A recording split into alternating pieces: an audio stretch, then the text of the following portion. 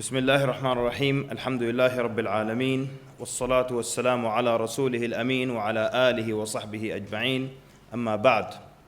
First off, I would like to express how happy I am to be in beautiful Sri Lanka. I'm very happy to be here with my brothers and sisters, and I'm also very happy to see how diverse it is here in Sri Lanka. That Muslims, Buddhists, Hindus, Christians living together, all of them respecting one another. Likewise, I was very impressed by, it's a bit too high. I was very impressed by how Muslims here had a very respectful attitude towards non-Muslims. Of all my travels, and I've been to almost 50 countries around the world, I have never met a Muslim population that is so mindful and respectful of the feelings of others. So may Allah reward you for that, and inshallah keep up the good work. Jazakumullah khair. So on to our topic. We're talking about addictions and we're talking about temptations. Now I'd like to begin by asking you a question. What if you attended a lecture about addictions and temptations of the heart, and the speaker began to comment about how you can solve and cure addictions if you have a relationship with Allah subhanahu wa ta'ala, if you fill your heart with love of Allah azza wa jal, and if you connect to Allah with Salah, and you can solve your problems and your addictions with Salah. Most likely, a lot of people in the audience, if the speaker were to say that, a lot of people in the audience would think, well, this man does not understand the workings of the human mind, and he doesn't understand psychology, and he's just a very simple-minded person. He does not accept or understand the complexities of addiction and how it works. He's not a therapist, and he's just a simple-minded person thinking that through prayer, salah, dua, you can fix things as complex as addiction that actually need therapists and therapy to solve. So the question is, where does our knowledge of how addiction works, where does it come from? A lot of what we know today about addiction comes from experiments that were conducted in the early 20th century. And these experiments involved rats. So they had put a rat in a cage, and they gave this rat 2 bottles of water in his cage.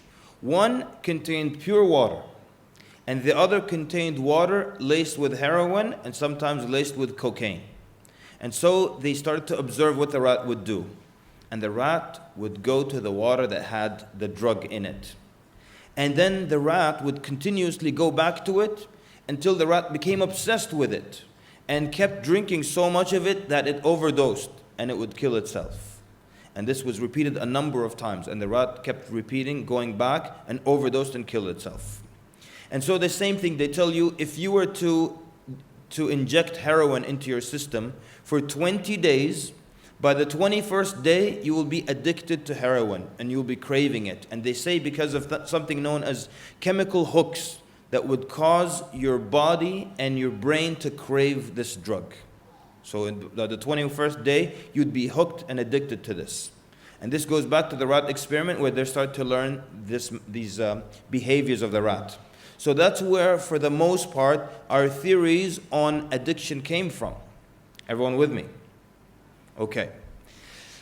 In the 1970s, a researcher and scientist by the name of Bruce Alexander, he looked at the rat experiment again, and he noticed something that might be wrong with it. He noticed that the experiment was conducted with a lone rat in a cage by itself. One rat, lonely, bored, in a cage by itself, and that's why it kept going to the drug-induced water and just kept getting itself high until it overdosed and killed itself. So he started thinking, what if the experiment wasn't a lonely rat? And he created something called Rat Park, which is a really fancy cage where he put rats in. They had colorful balls that they could play with. They had food. They had other rats that they could marry and play with, and all kinds of things. And tunnels that they could go into. And then they put in Rat Park the 2 bottles again.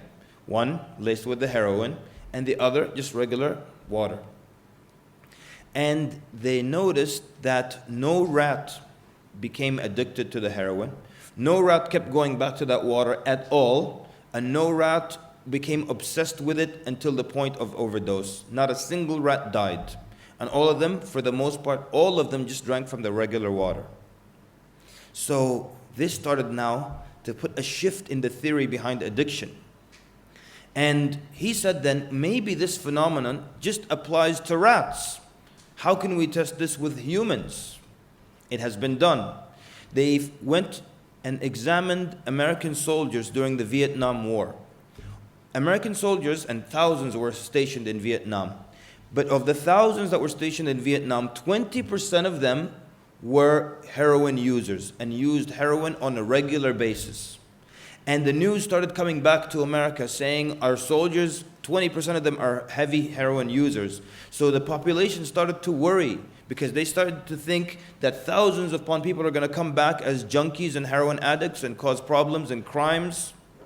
But the interesting thing is that when these soldiers returned back to the United States, 95% of them gave up heroin without going to rehab, without going to clinics, without any help.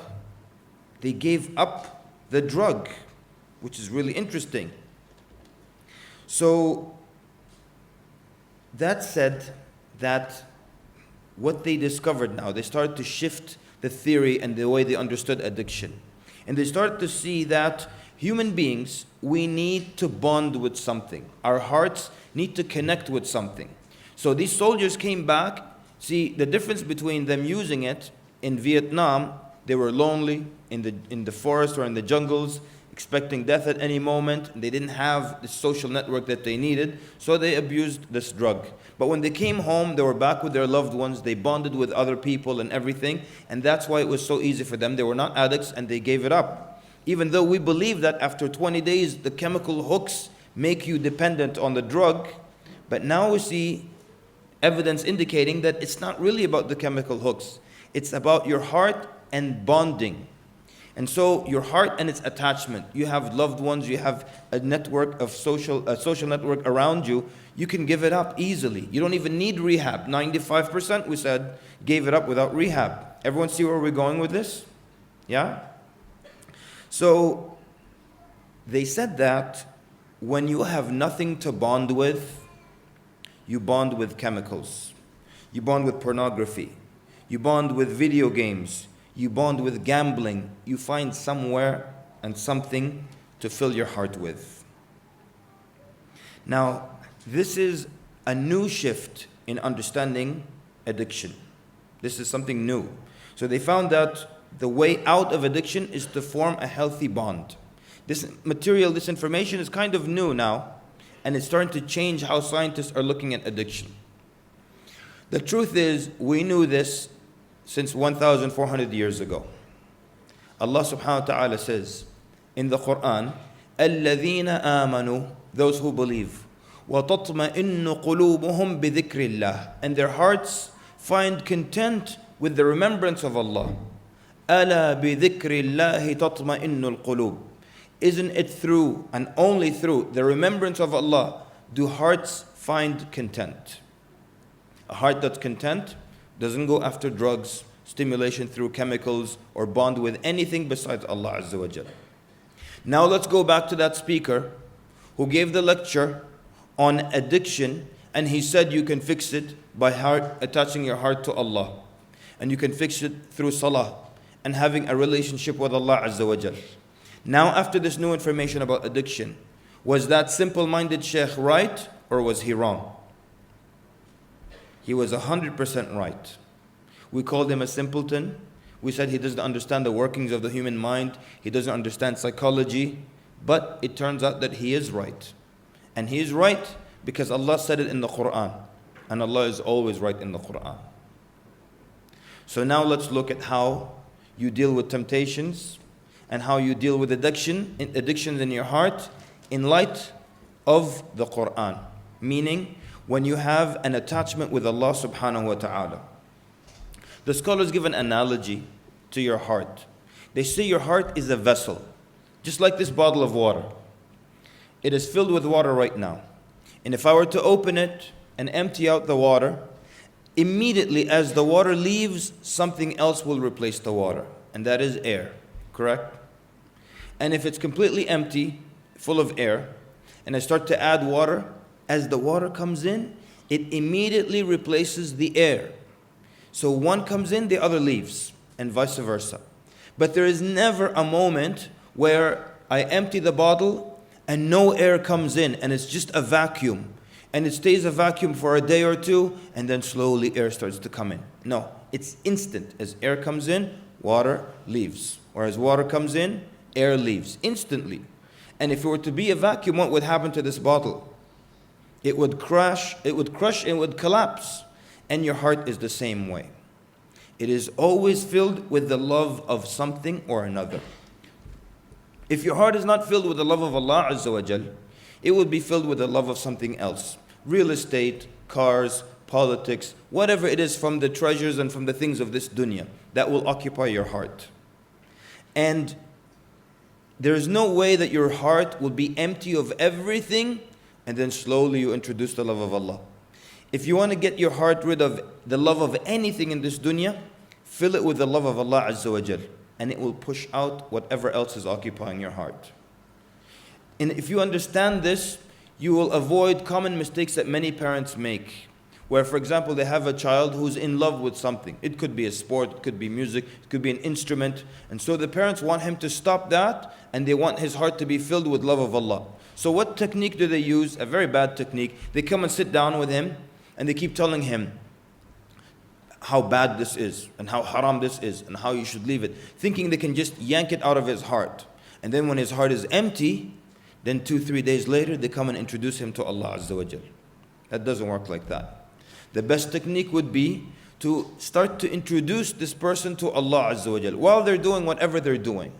And as their relationship with Allah subhanahu wa ta'ala improves, and as their love of Allah subhanahu wa ta'ala increases in the heart, they will find it easy to move on and to give up whatever it is that used to be occupying their heart.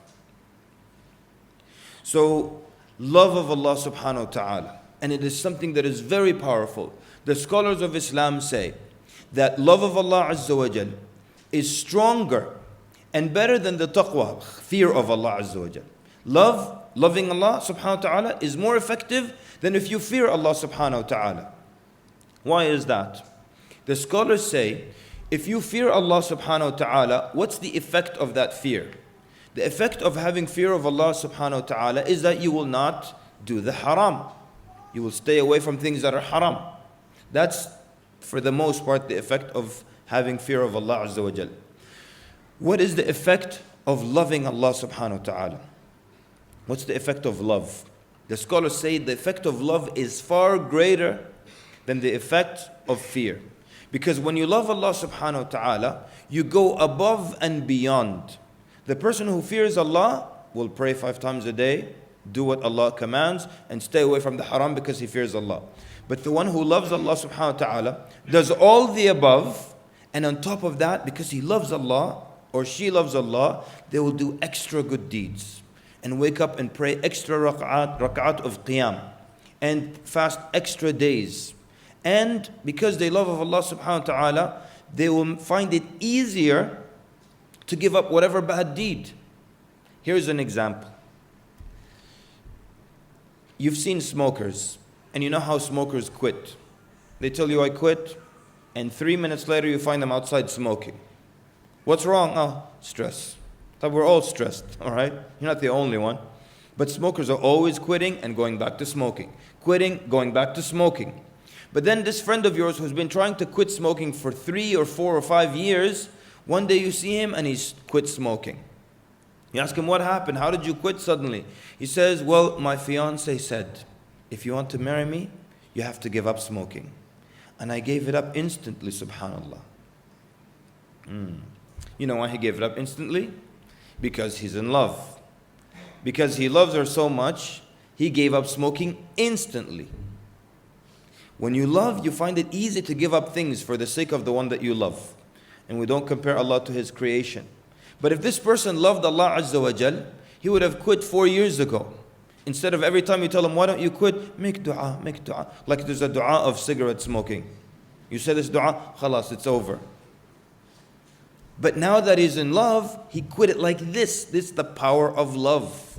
That's why the scholar said, love is more effective than fear. And we have a loving God. And Allah subhanahu wa ta'ala is al-wadud, the loving. And we have this section, and scholars wrote about loving Allah Azza wa Jal, and many hadith, and hadith, Qudsi hadith about how Allah will love you and so on. But we've forgotten that part. And when you think the God of love, you think of other religions. You don't know. We have taqwa. Ittaqillah, that's as far as it goes. But we have love. And when you love Allah Azza wa Jal, you find it so easy to give up things for His sake. So many people struggling with things. They're supposed to give up for this religion. They're supposed to give up for Allah subhanahu wa ta'ala. But what does that really say about how much they love Allah Azza wa Jal? This man who couldn't quit smoking for 4 years, and he quit like this because of the girl, because he loved her. What does it say about his love of Allah subhanahu wa ta'ala? And if he truly loved Allah Azza wa Jal, how easy would it have been for him to give up smoking a long time ago? Loving Allah Azza wa Jal. Nothing is more powerful than that. Ibn Sina, rahimahullah, he was traveling with his servant. His servant's name was Abdullah. And he was traveling in a distant part of Khurasan. And it was very cold, a very cold time. And it was a very cold night. And he needed something. He was up doing some work, and he needed his servant to do something for him. His servant Abdullah loved him very much and always liked to try to help him and please him and serve him. But that night it was so cold, Ibn Sina called Abdullah, who was under his blanket in this cold night. He didn't want to get out of bed. So he said, Ya Abdullah. And Abdullah ignored him. Ya Abdullah. He ignored him. Abdullah. And he kept ignoring him. Ibn Sina knew that he heard him. But he knew that he preferred his comfort over his. He preferred his own comfort over the comfort of Ibn Sina. And he thought to himself, that's strange. My servant Abdullah always wants to help me and always wants to serve me and make me happy. But tonight, it's so cold, he preferred his comfort over my comfort. He doesn't care what I need. He wants to be comfortable.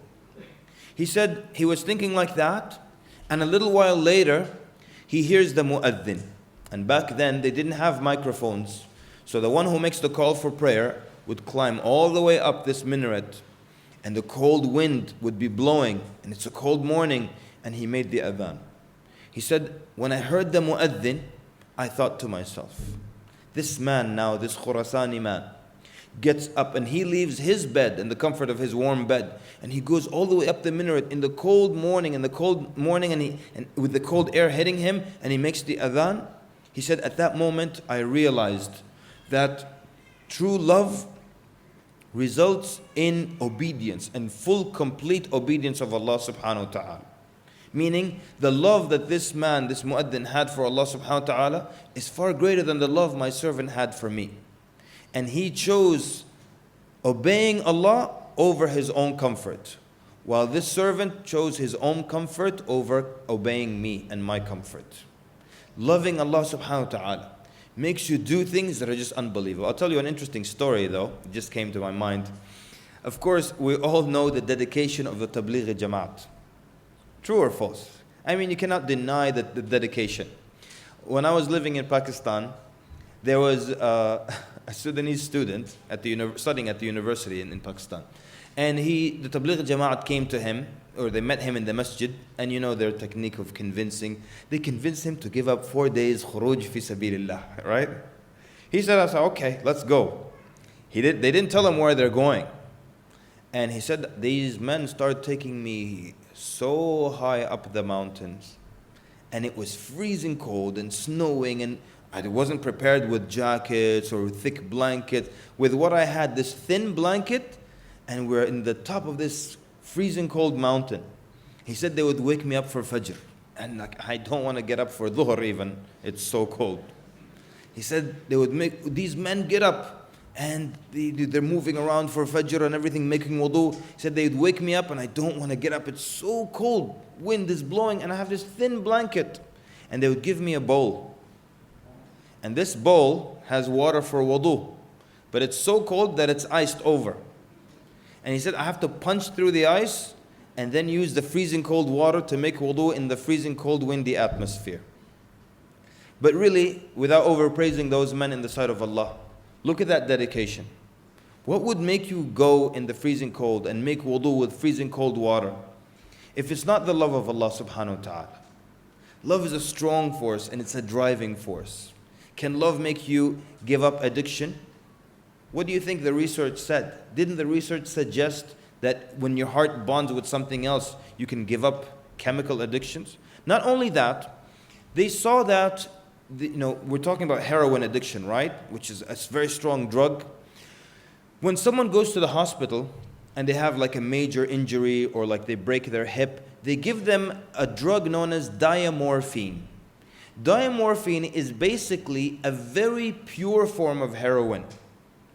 A pure form, because the heroines, the drug dealer mixes it with other things and it becomes diluted, it becomes impure. But diamorphine is a pure form of heroin. And someone would break their hip and they would give them diamorphine for over 20 days. We said if you take heroin for 20 days, by the 21st day you're addicted because of the chemical. But if they give you diamorphine, which is stronger than regular heroin, for more than 20 days, and then they take you out of the hospital, you don't become addicted. So what does that mean? And that's when they start to realize the old theory of addiction is wrong. And it's all about the heart. And if the heart bonds with something else, it can easily remove the drugs, the chemicals, and not be attached to it. So doesn't that tell us if our heart is attached to Allah subhanahu wa ta'ala, it would be easier to push away temptation, it would be easier to push away addiction, and it's not oversimplifying it. Love is something very powerful, and nothing is like loving Allah subhanahu wa ta'ala. True love of Allah azza wa jal that fills the heart. So let's look at other examples here. What does loving Allah subhanahu wa ta'ala do, and how does that affect your worship, and how does that affect your heart? One of the great scholars was asked by someone. He said, why is it that people hate death? He didn't say, why do people fear death? It's natural for people to fear death. But he said, why do people hate death? And the scholar answered him in a very, very wise way. He said, if someone spent his entire life preparing for his life in one area, and then suddenly you uproot him and put him in another area where he never made any preparations for, would they look forward to going there? No. So he's saying people spend their whole life building for their life on earth and very little effort for building their life in the next life. Why would they be looking forward to it? Let's take this hypothetical here. And let's make it a man from Sri Lanka. A man from Sri Lanka goes to America. And let's say also, forgive me for this, he's illegal in America, all right? He's illegal, he doesn't have papers. But he's working 3 jobs and he's working really hard. And every time he gets some money, he sends it back home to Sri Lanka. Then he bought a plot of land and he keeps working. Then he built a really nice house on that plot of land. And he keeps working and sending money. Then they bought a car for him. His family bought the car with the money he sent. It's a nice car. And he kept it parked now in front of this nice house. Then he keeps working and he sends money and puts it in a bank account in Sri Lanka. And then his mother finds him a beautiful Sri Lankan girl. He's going to marry her. And he's just building for this life somewhere else. And then one day he's going to work. Immigration comes and they seize him. He said, come here. You're illegal? Yes, I'm illegal. We're going to deport you. We're going to send you on a plane back to Sri Lanka. What does he say? He said, you know what? I'm sick and tired of delivering pizza anyways. I've got a mansion, a beautiful wife waiting for me, and a brand new car. And now you're going to send me for free. Because when they deport you, they send you for free. You're going to save me some money. I am very looking forward to this adventure. True or false? So, why is he looking forward to being sent there? Because he built houses there and he has things that he is eagerly awaiting and expecting to go to over there. But what if they caught him and they said, we're going to send you to Bangladesh. You have no friends there, no relatives, no house, nothing. And just go from the airport and into the street and may Allah help you. Is he going to look forward to it? Yes, I want to go to Bangladesh. He's like, no, I'm from Sri Lanka. No Bangladesh, right? So this is what the scholar is saying. He's saying people, they don't build for the hereafter, for the next life. Why would they look forward to it? All day long, I'm working towards my mansion here, my house here, my effort is all here. And then the angel of death comes to you and says, excuse me, sir, let's go there. So, no. I want to stay here. I didn't even get to enjoy the house. No, I have to go there. Nobody looks forward to that. Imagine you lived your life preparing for there. Imagine you live your life preparing for the next life. Meaning, you know from the hadith, whoever prays 12 rak'at, outside of the 5 daily prayers, 12 obligatory, 12 additional voluntary rak'at between the day and night, in the day and night, Allah will build a house for them in paradise. So today you completed your 12 rak'at, and in your mind you're counting, I have one magnificent house now in paradise. Tomorrow you do it again, I've got another house now in paradise. And now you're counting, I've got 15 houses in paradise. But now I need to build the gardens around them. The Prophet ﷺ, when he ascended to the heavens, Ibrahim alayhi salam told him to give his ummah, us, as-salam. The only Prophet who said, tell your ummah as-salamu alaykum. And then he says, tell your ummah that the land of Al-Jannah is very fertile. And the ghirs, and to plant something in Al-Jannah, you say, Subhanallah, walhamdulillah, wallahu akbar, wa la ilaha illallah. Saying these four. Every time you say one of them, a tree is planted for you. One of the Jannah trees is planted for you. Near that palace that you built now because of the 12 rak'at.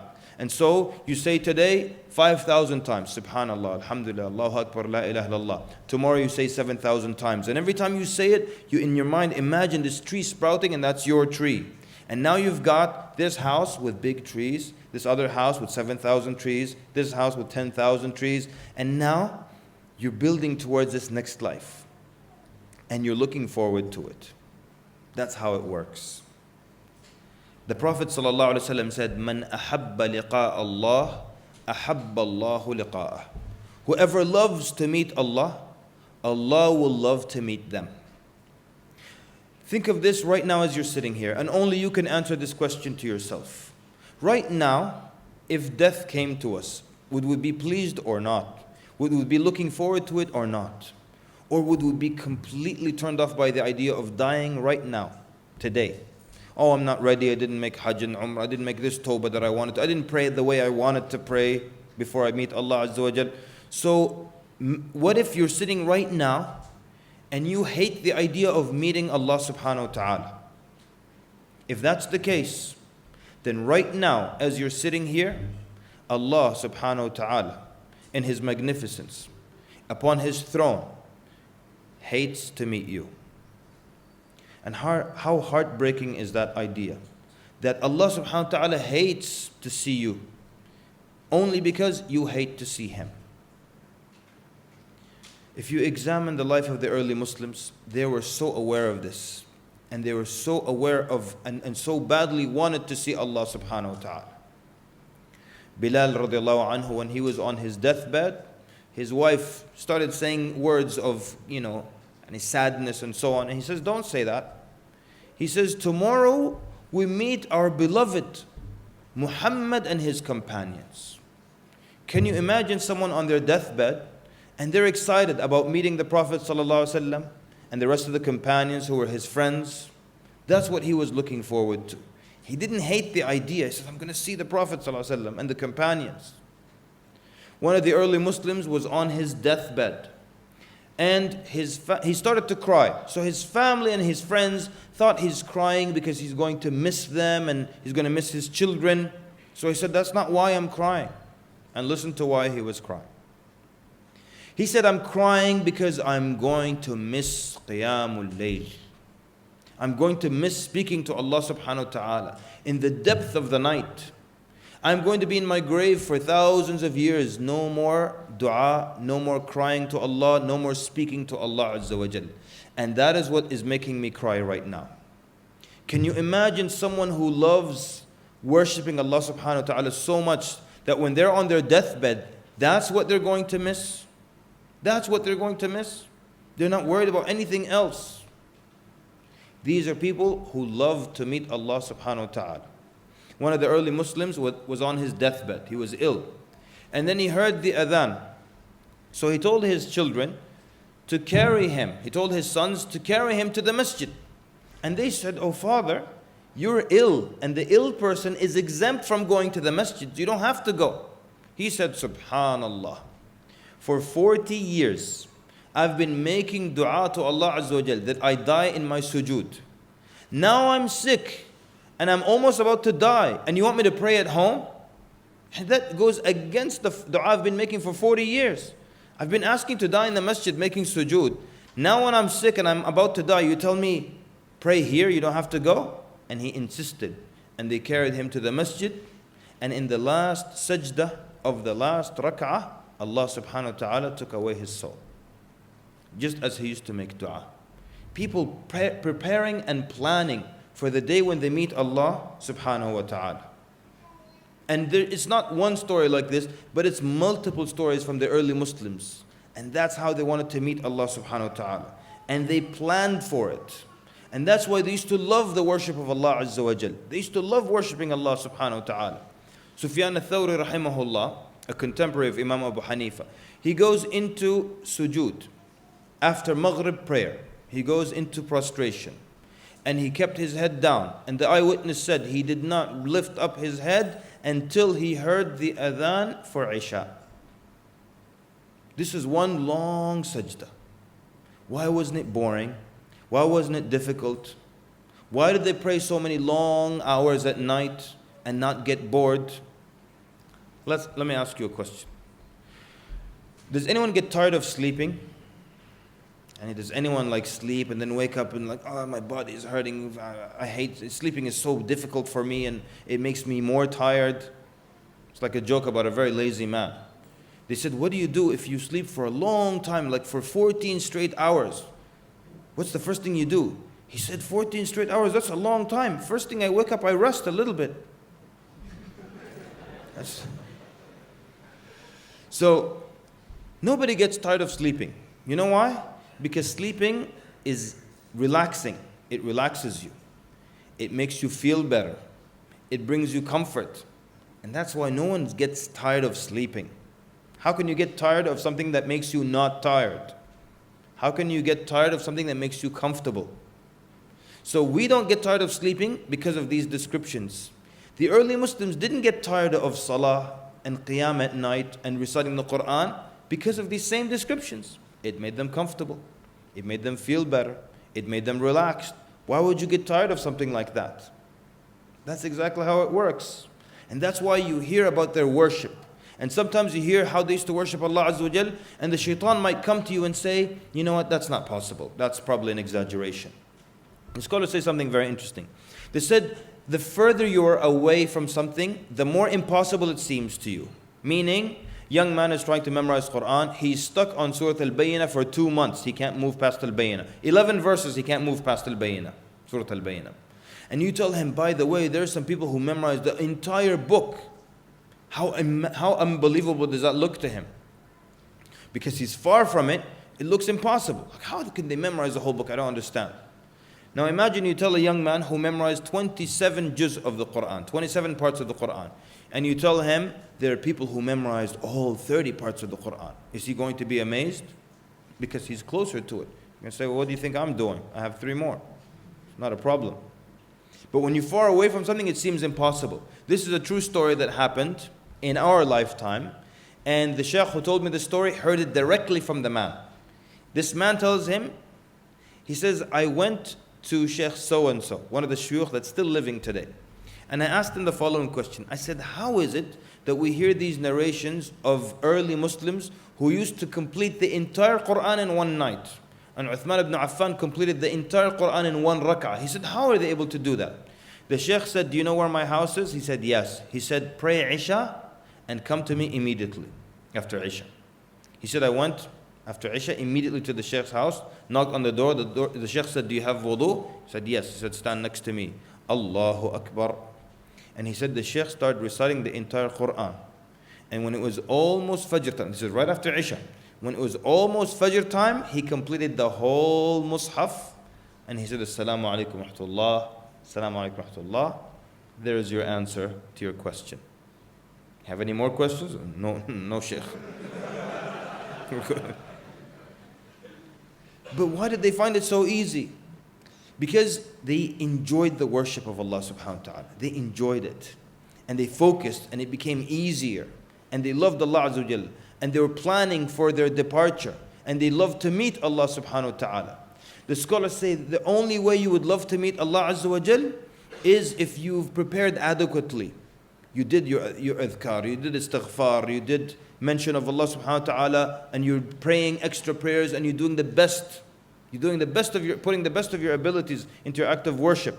These are the people who are okay with the idea of meeting Allah subhanahu wa ta'ala. But if your deeds are horrible and you're ashamed of them and they're loaded with sins and you're falling short when it comes to the obligatory deeds, you don't want to meet Allah subhanahu wa ta'ala with deeds like this. It's only people who put effort in their deeds. We ask Allah subhanahu wa ta'ala to make us from that group. That's the effect of loving Allah Azza wa Jal. It's a powerful effect on your heart. You can give up temptation because you love Allah Azza wa Jal.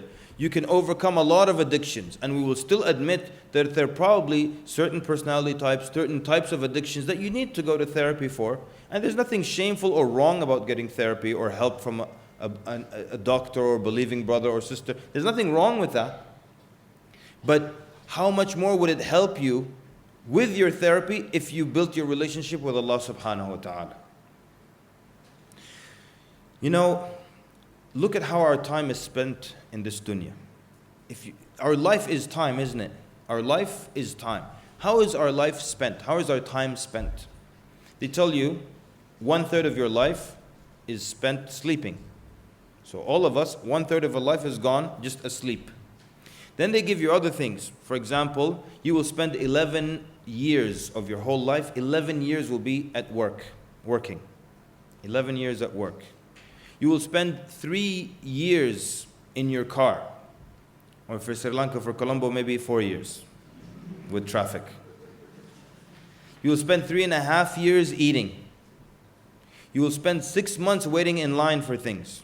Waiting in line to pay, waiting in line at the airport, 6 months of your life will be spent waiting in line.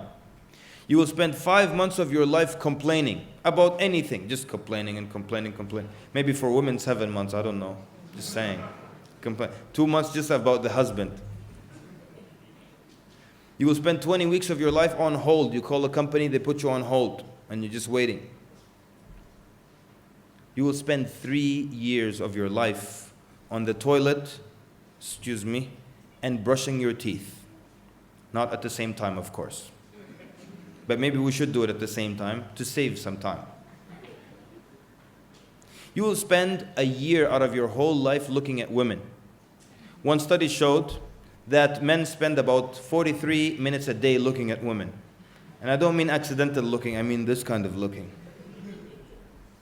And women spend 23 minutes a day looking at men. That comes to a year looking at women. A year of your life spent looking at women. You have to explain to Allah Azza wa Jal a year of this. 1 full year. And 6 months for women looking at men. This is how our time is going. You will spend 2 years of your life at meetings, in meetings at work. 2 years in meetings.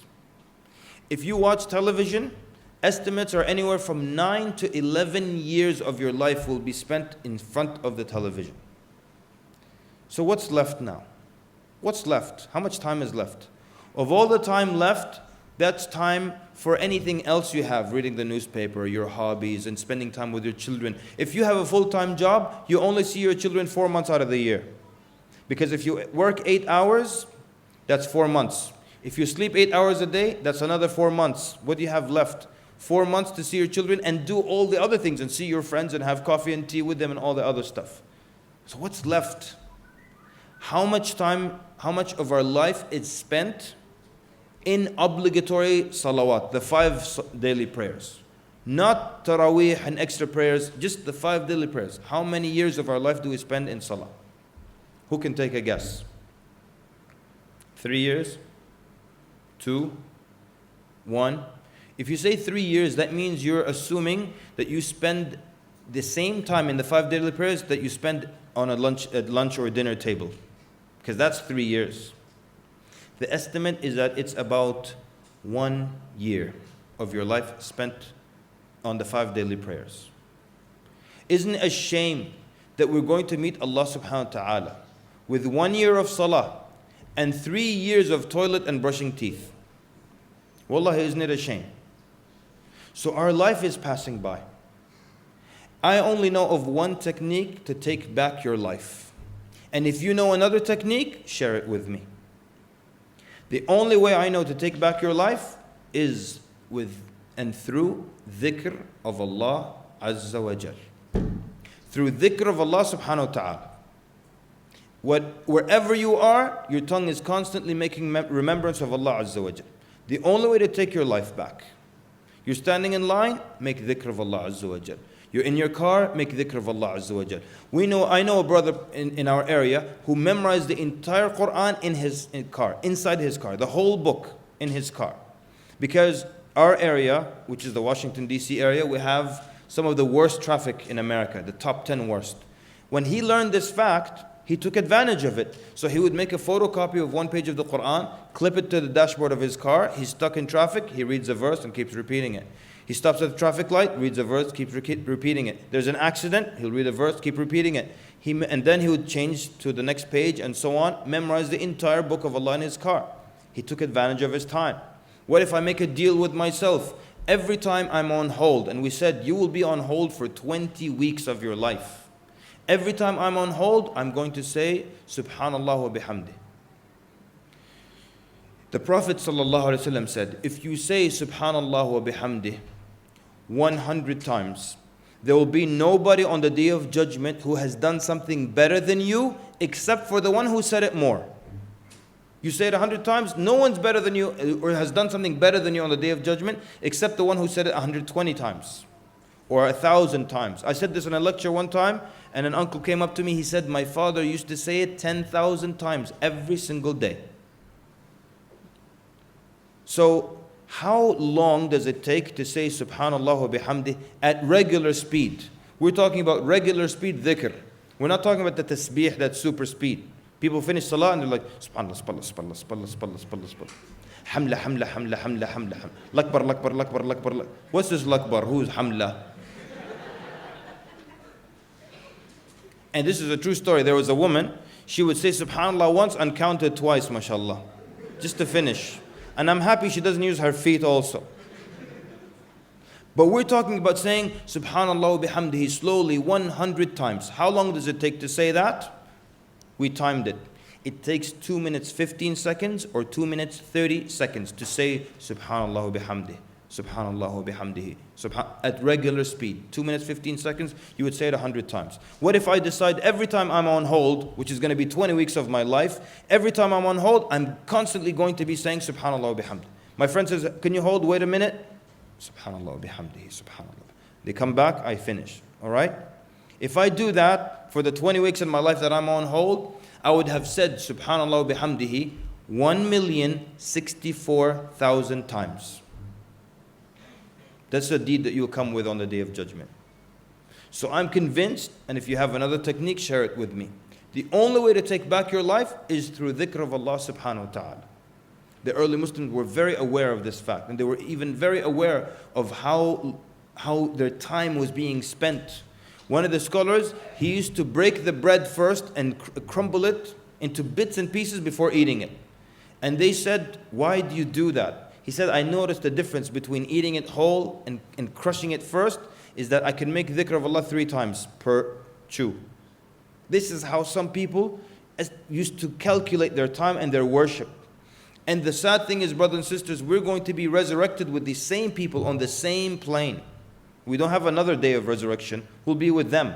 How far behind are we going to be? Or how much are we going to push ourselves so the gap is not big? One of my favorite stories is one of the early Muslims. He was praying at night, and he's a human being like anyone else. He felt the pain and the fatigue and the difficulty. So he sat down between the 2 rak'at, and he took a stick and he hit his legs because his legs were tired and they were painful. So he's like almost like as a symbol of getting angry with them. Hit his legs, and he said, do the companions of the Prophet ﷺ think they're going to surpass us by far? He said, Wallahi, لَنُزَاحِمَنَّهُمْ عَلَيْهِ. Yani, it's true the companions have a big gap away from us, they're far from us, but we're going to do our best and push ourselves to make that gap a little bit smaller. They worked hard for Allah Azza wa Jal. We're going to work hard and push ourselves also. And that's what's required of us right now. So if we pushed ourselves, if we enjoyed the worship of Allah subhanahu wa ta'ala, how much would the love of Allah Azza wa Jal fill our hearts? And that love, what would it push away of lusts, desires, temptations, addictions? It is not far-fetched. It is not oversimplifying. It is what Allah subhanahu wa ta'ala told us 1,400 years ago. This is how the hearts find content. You want to worship Allah subhanahu wa ta'ala and be successful in your worship? Like a successful prayer. Allah subhanahu wa ta'ala begins Surah Al-Mu'minun in this way.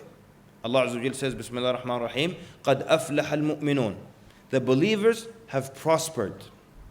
Then Allah subhanahu wa ta'ala gives you the first reason why. الَّذِينَ هُمْ فِي صَلَاتِهِمْ خَاشِعُونَ. Those who are focused, humbled in their prayers. They have khushu'. They're focusing in their prayers. So they're successful because they focus in their prayers. So the scholars say, how do you gain focus in prayer? And there are about 30 or so different techniques of how to gain more khushu' in your salah. But we're not going to go into any of them except for one that you rarely will find in the books of khushu', and rarely will find this as one of the tips of having khushu'. One of the scholars said, when you come to a king, let's say in the old days, you're going to come to a king, and you need to ask something from this king, something for your village or some money for you or something like that. How will the king judge you? The king doesn't know you, so you enter upon him, and how will the king judge and evaluate you as a person? He will judge you based on how you dress. He will judge you based on how you speak and how you present yourself. And no doubt he's going to judge you by how you are that moment in front of him. And he will use how you are that moment to decide if he will give you something or not, if you'll be successful in this visit or not. But he said he for sure cannot judge you based on what you really think of him in here, because he doesn't know how you think of him inside. He's not going to judge you based on your actions last week or just a few hours before he got dressed and came to visit the king. He doesn't know how to judge you on any of that because he doesn't know all that. The scholar then said the difference between the way you stand in front of Allah Azza wa Jal and you stand in front of this king is that when you stand in front of Allah subhanahu wa ta'ala, Allah Azza wa Jal knows you, and He knows your history, and He knows what you did just before coming, and He knows what you did yesterday and what you did last week. So Allah subhanahu wa ta'ala will either give you success in this salah or not based on now when you stand in the masjid, but based on how you are the entire time. Unlike the king. Does everyone understand how valuable this information is? Do you understand? So that means then, in order for us to get success in our salah, in order for us to enjoy our acts of worship, it doesn't start when I just enter the masjid as if I'm the first time being introduced to Allah Azza wa Jalla. No, it starts outside the salah. It starts with our daily life. It starts with our behavior, with our conduct. It starts with how much we worship Allah subhanahu wa ta'ala. It starts with how much we worship Allah Azza wa Jalla also in secret. Not the worship that we do to show off to people, but when you worship Allah Azza wa Jalla in the confines of your own home and nobody knows that you're doing that, that's a secret between you and Allah Azza wa Jalla. When you're fasting, no one on earth knows that you're fasting. It's a secret between you and Allah Azza wa Jalla. But now we're obsessed with showing off. Someone's fasting, he can't wait to show people in an indirect way that he's fasting. Can't wait. Someone got up for qiyam, he can't wait to show people that I got up for qiyam. He's trying to show that he's tired. Every 5 minutes, Nobody noticed that? Okay. He does it again after 5 minutes. Until someone says, "What, are you tired or what happened?" He said, "Yeah, I woke up for qiyam." Pretend he's humble. You just want to show it off. Success in worship of Allah subhanahu wa ta'ala, it begins before you come and stand in front of Allah Azza wa Jal. Every one of us knows what we can do to improve our relationship with Allah Azza wa Jal a little bit. What we can give up for His sake. How we can increase His love in our hearts. We just have to put effort. Our time is flying and it's being taken and spent on things. Many of them won't benefit perhaps. Some of them are essential, like going to work and like eating. There's no way around those. But it's just slipping by. And the only way to take it back is again through having a relationship with Allah, making dhikr of Allah subhanahu wa ta'ala. talk about overcoming temptations. So we talked about your heart being filled with the love of Allah Azza wa Jal, this bond with Allah Azza wa Jal, or also with people, and that how it helps get rid of addictions. Let me give you an interesting way of getting rid of temptations or not acting upon temptations. This is a true story. This is a Shaykh, an Arabic Shaykh that I happened upon for the qadr of Allah, maybe so I can share it with people. And this Shaykh solves every problem you present him with 2 rak'at. Every problem you present him, he solves it with 2 rak'at. So, and I heard him explaining this. He says, a guy came to me, he said, "Ya Shaykh, I look at women a lot."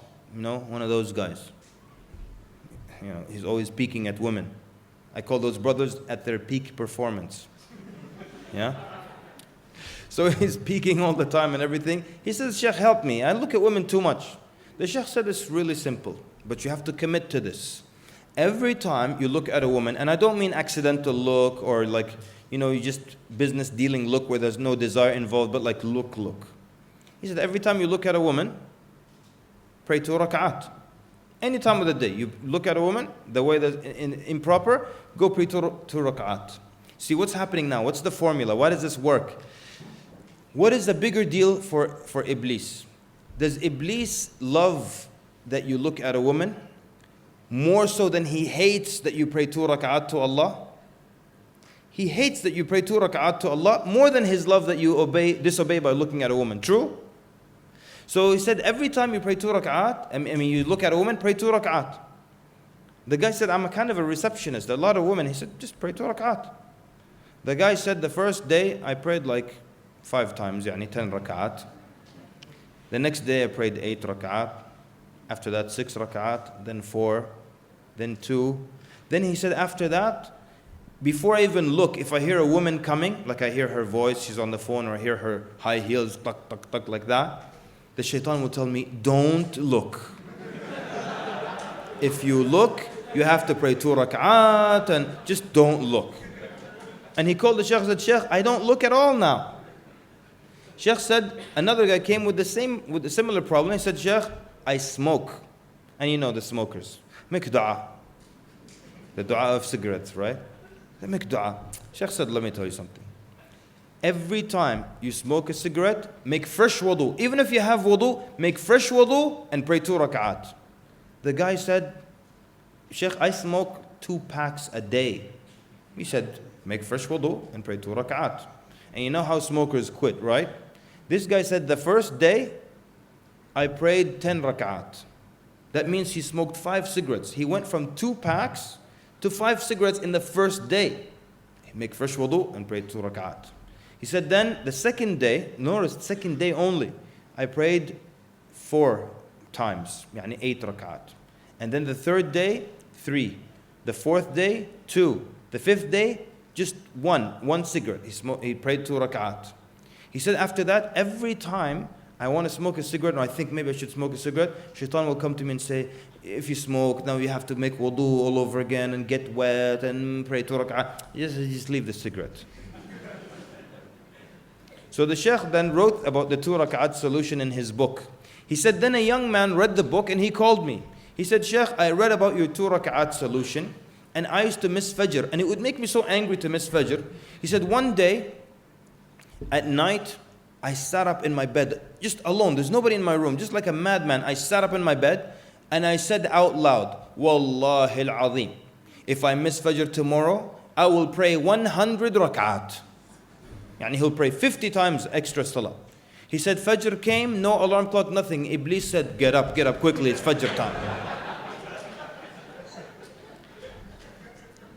He said, for 1 year, I never missed Fajr. And I would show up before the mu'adhin even at the masjid. And then they realized that and they gave me the keys to the masjid and now I'm the one who opens up the masjid for Fajr. And I really love this idea of the 2 rak'at. The only way it will work though is if you commit to it. And I wanted to share it with you because you might use it for whatever. Maybe one of us in here has an anger problem. Every time I lose my temper, I'm going to make fresh wudu and pray 2 rak'at. And the Prophet ﷺ said, when you lose your temper, the shaitan moves you around wherever he wants to take you. Just like the Prophet ﷺ likened it to how you move a donkey around. You just take the reins and you steer the donkey anywhere, the donkey just goes with you. The shaitan will make you do things you would never do when you're angry. When you're angry, he makes you do things you would never do otherwise. He steers you like that. So maybe now I want to break this hold of the shaitan on me. And every time I lose my temper, I make wudu and I pray 2 rak'at. After that, the shaitan would not want you to lose your temper. You're about to get upset, he'll tell you, calm down, brother, calm down. No need for 2 rak'at right now. Maybe every one of us has something different, some different temptation we want to pull away from. Be dedicated and try the 2 rak'at system. Give it a shot, give it a try. But you have to be dedicated to it. Because the shaitan's with you the whole time. And if he sees that sometimes you do it and then you're just bluffing the other times, oh, okay, this guy's not serious. But if you're serious, he doesn't want you to make 2 more rak'at. And he'll stop trying to entice you. Yes, it is true. I can fight temptations with Allah Azza wa Jal. I can't fight it with 2 rak'at. And I'm not going to allow anyone to come to me and say, you're unrealistic and you need a therapist. Well, some people need a therapist. Some things can be solved. These are actual examples of people who fixed things in their life. And you can't tell me that before therapy was even invented, how did humanity fix their problems? How did the believers know how to fix their problems? How did the believers find comfort? Through Allah subhanahu wa ta'ala. It needs some dedication. It needs some effort on our part. And you make effort, and Allah Azza wa Jal is a shakir and a shakur. He appreciates your effort. Allah Azza wa Jal appreciates. And that is such an important quality for us to understand. And if Allah subhanahu wa ta'ala did not appreciate, the minute you would start an act of worship, the shaitan would be able to trick you. And you would say, Allah doesn't need this act of worship. And Allah Azza wa Jal is worshipped by the angels. Better quality, better quantity. And I'm never focusing in my salah, so I might as well give up. No. Allah appreciates what you do. And if Allah wasn't appreciative subhanahu wa ta'ala, He wouldn't take the one little deed that you did and multiply it by 10. And then multiply that by 7. And then multiply that by 100. And on top of that, وَاللَّهُ يُضَاعِفُ لَمَنْ يَشَاءُ. And Allah keeps multiplying for whomever He wills. If Allah was not appreciative of what you did, would He multiply it like that? Just the fact that we have this formula is proof that Allah appreciates what you do. So all we have to do is we have to put some effort towards Allah Azza wa Jal. Fill our hearts with the love of Allah Azza wa Jal. Fight our temptations through our relationship with Allah Azza wa Jal. Whether it's a 2 rak'at, whether it's constant tawbah, whether it's rushing back to Allah Azza wa Jal in repentance, in worship. Just some effort from our part.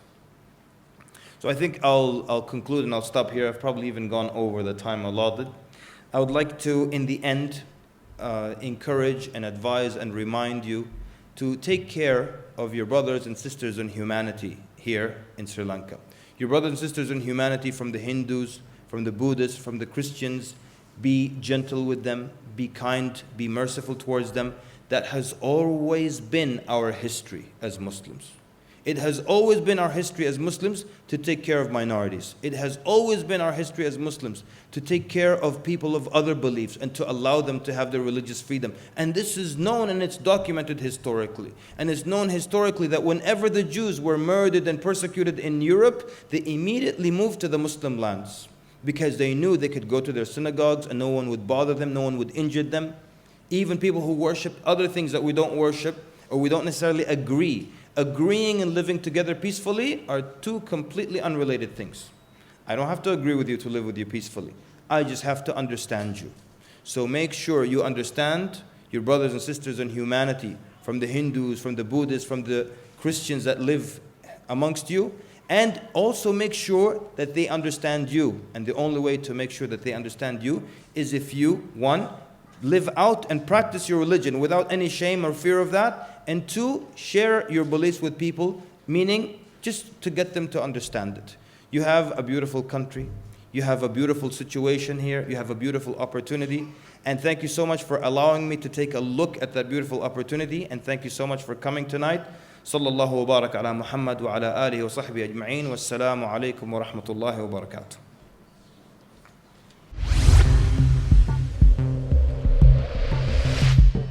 Knowledge Box, the value-based media network.